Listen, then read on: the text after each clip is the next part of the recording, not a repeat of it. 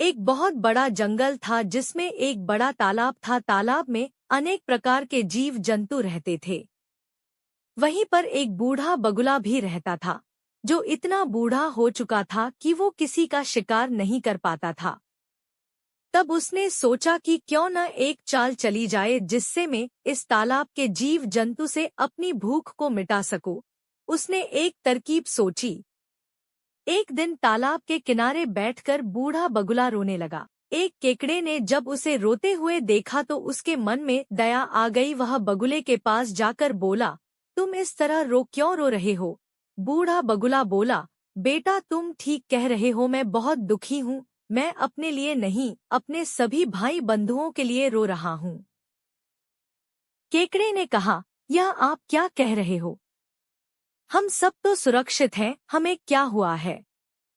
हुआ नहीं बेटा, होने वाला है। मैं कितने समय से तालाब में रह रहा हूँ, यहीं पर पैदा हुआ, यहीं पर बूढ़ा हो गया। इसलिए मुझे इस तालाब में रहने वाले के दुख नहीं देखे जाते। मुझे एक ऋषि ने बताया है कि अब की बार 12 वर्षों तक यहाँ वर्षा नहीं होगी, चारों ओर अकाल पड़ेगा, तालाब सूख जाएंगे, तालाब में पानी नहीं होगा। इसी परेशानी से निजात पाने के लिए मैंने उपवास कर रखा है ताकि इस तालाब में रहने वालों की जान बचा सकूं। क्या इस विपत्ति से बचने का कोई रास्ता है? केकड़े ने बगुले से पूछा। हाँ, इस तालाब से थोड़ी दूर एक बहुत बड़ा तालाब है जिसका पानी कभी नहीं सूखता। यदि हम सब मिलकर वहां जाने का निर्णय कर ले तो अच्छा है। मेरा क्या है, मैं तो जब भी चाहूं जा सकता हूँ। बगुले दादा, हम उसे तालाब तक जाएंगे कैसे? हम तो केवल पानी पर ही तैर सकते हैं, मैं किस काम आऊंगा? तुम चिंता मत करो, मैं अपनी पीठ पर बैठाकर सबको उस तालाब तक पहुंचा दूंगा। केकड़े ने बगुले की बात सब जीव जंतु को बता दी। सब डर के मारे चिंतित हो गए और यही सोच रहे थे कि वो ही सबसे पहले बगुले की पीठ पर बैठकर उस बड़े तालाब में चले जाए। बगुला मन ही मन बहुत खुश था क्योंकि उसकी योजना सफल होती हो रही थी। अब वो हर रोज कुछ जीव जंतु को अपनी पीठ पर बैठा कर ले जाता और एक पहाड़ी की ओट में ले जाकर उन्हें खा जाता और वापस तालाब में आ जाता। अब रोज बूढ़ा बगुला होशियारी से तालाब के जीव जंतु को खाने लगा। केकड़ा भी रोज बगुले को उस तालाब में ले जाने के लिए बोलता था, लेकिन वो कुछ न कुछ बहाना बना देता था और बोलता, तुम्हें भी ले चलूंगा। एक दिन दुखी होकर केकड़े ने उससे पूछ ही लिया, दादा, तुम मुझे यहाँ से लेकर क्यों नहीं जा रहे हो? क्या मैं यहीं पर मरूंगा? आज आप मुझे यहाँ से ले चलो।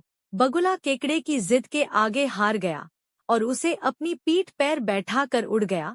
काफी देर उड़ने के बाद भी जब केकड़े को तालाब नहीं दिखा तो उसने बगुले से पूछा, तालाब और कितनी दूर है?